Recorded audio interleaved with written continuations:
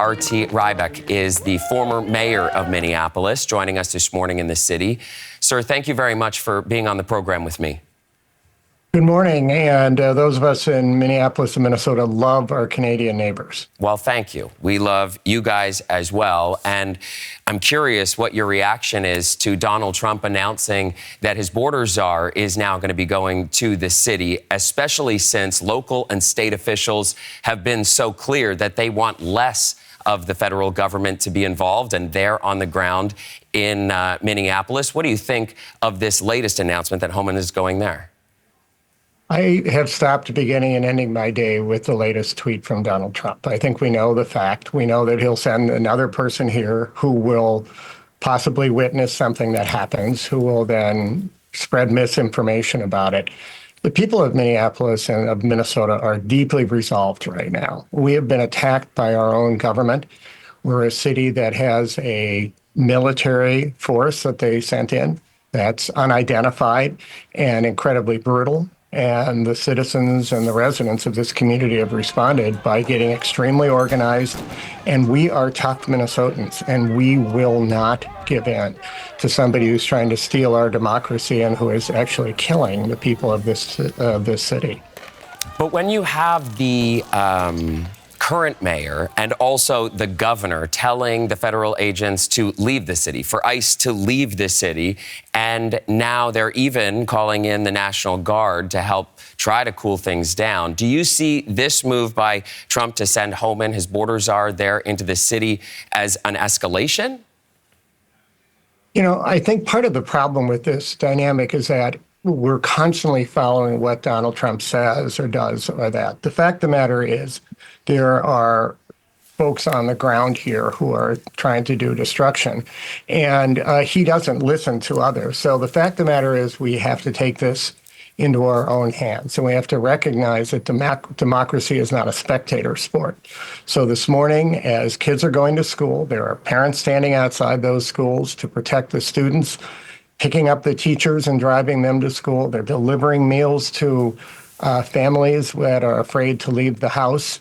We recognize that anyone who doesn't have skin the color of mine is in threat as they walk down the street. And if someone who does have the skin the color of mine is trying to film the video because they've been lying about it, they're in danger as well. So the fact of the matter is we are not going to have Donald Trump push this city around.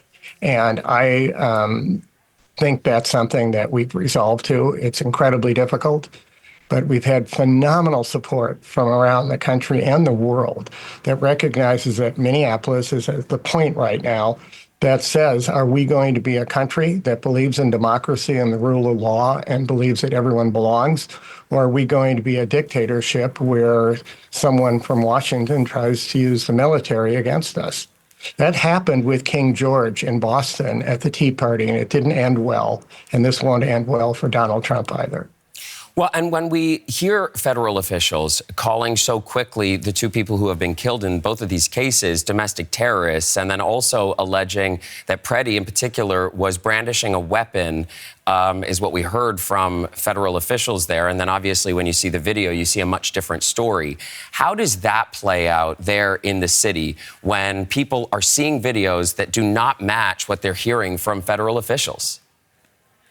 Every person I know who has seen this, and certainly more important, every forensic expert has looked at this, and it's quite clear that we had a person who was out filming this. They were directing traffic. They were pushed. Another woman was pushed. He leaned down to pick her up. He was attacked by ICE and was then shot and killed.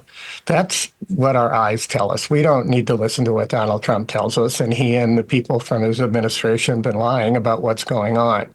So, yeah, it inflames the situation, but I want you to also pay attention to the fact that for this past month, and especially these last couple of weeks, Minnesota has been under a massive assault, and no one here is a terrorist. There are vigils with people in parks with candles standing up for a lost person, and there are people marching peacefully on that. If you ever wanted to see the character of a community and contrast that with the shallowness and the, I would say, lack of credibility of a federal administration, we're proving to the world, I believe, that Minneapolis is showing a better way forward. We believe the values of the Statue of Liberty here. We have been a place that has been open to people who are in trouble from across the world. And they've done incredible things in this city. And that's why we are a great city. And so no tweet or, post that the president makes, and no gaslighting statement from one of his administration members is going to change our mind. So I don't get too worked up at the latest thing that Donald Trump says. I just get more resolved. Well, and to be clear, this isn't the first time that the entire world has been watching what's been going on in Minneapolis. Nobody could forget the flashpoint, the volatility that happened after the killing of George Floyd at the hands of a Minneapolis police officer and the protests that came out of that as well. And now here with these ICE protests, we find the city of Minneapolis in many ways on the front line of another U.S. culture war, the last one being the racial reckoning, and now we're seeing this playing out. Why do you think it is that Minneapolis is so often kind of front and center in these massive culture wars that play out in the United States?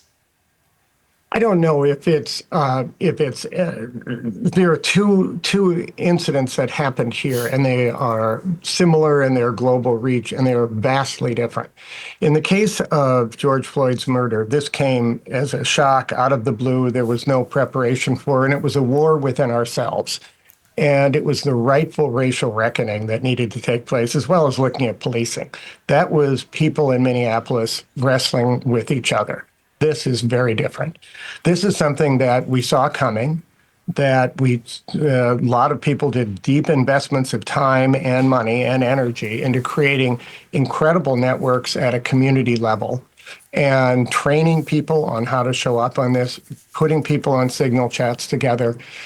And in this case, what is really at stake is the basic core value of what makes a person someone in the United States of America. And from the beginning of settlement here, Minneapolis has been an international power. We became the milling capital of the world in the late 1800s. And we certainly continue to watch the scene as it plays out there very closely. Sir, thank you so much for joining us on the program. R.T. Rybak, the former mayor of Minneapolis, joining me here on CBC Morning Live.